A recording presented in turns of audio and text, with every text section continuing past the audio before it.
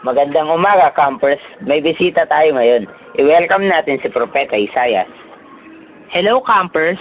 Wow! Ikinalulugod ko na ako'y imbitahan bilang inyong bisita. Propeta Isaias, maaari mo bang sabihin sa campers kung ano ang isang propeta?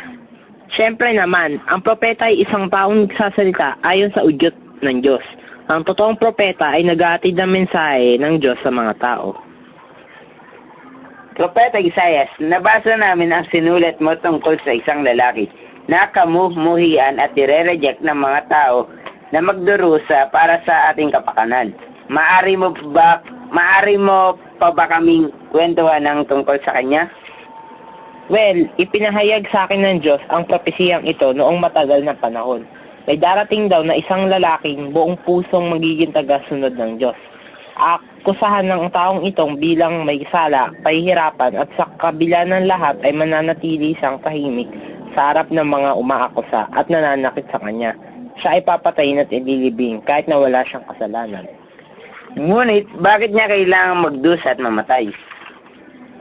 Dahil sa ating mga kasalanan, alam ba ninyo lahat tayo nagkasala laban sa Diyos at dapat lang sa atin ang maparusahan. Ngunit mahal tayo ng Diyos at nais niya tayong iligtas.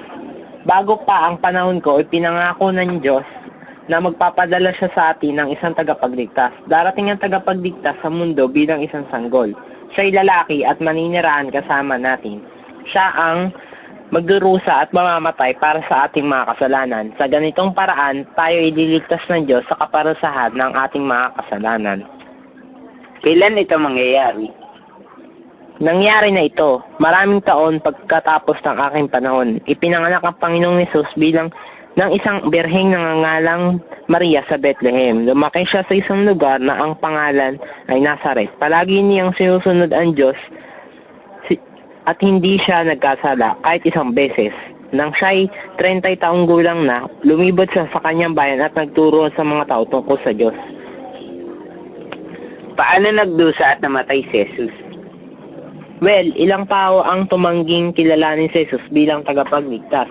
Kinamuhian siya ng mga taong ito dahil naging kilala siya at dahil inilantad niya sa mga tao ang lihim nilang kasalanan.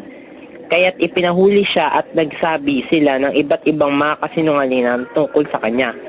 Hinatulan nila siyang mamatay ng tulad ng isang kriminal, ang ibitay sa puno. Ipinako siya sa krus para magbayad sa mga kasalanan na hindi niya ginawa.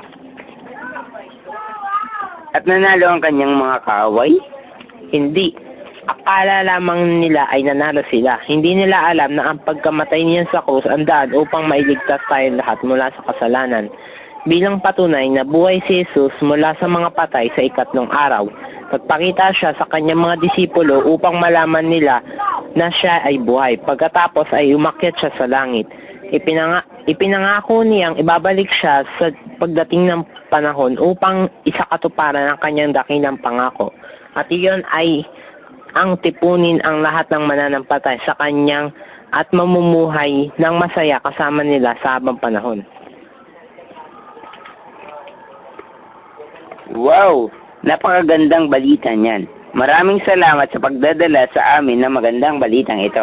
Sana lang ay nakilala rin namin kayo talaga ng personal. Sigurado akong magkikita-kita rin tayo sa langit.